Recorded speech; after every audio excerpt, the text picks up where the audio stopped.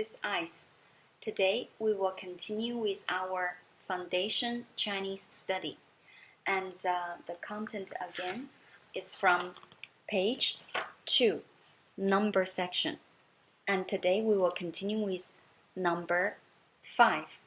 五. Number 5 in Chinese is pronounced as 五, W-U, third tone. 五.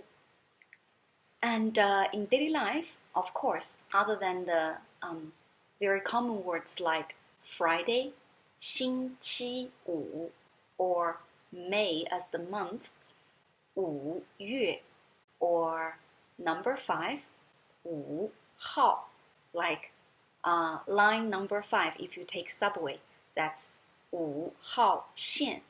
And building number 5, 五号楼. These are very simple and daily common words. So 五号楼, 五号楼, 五号楼. Building number 5,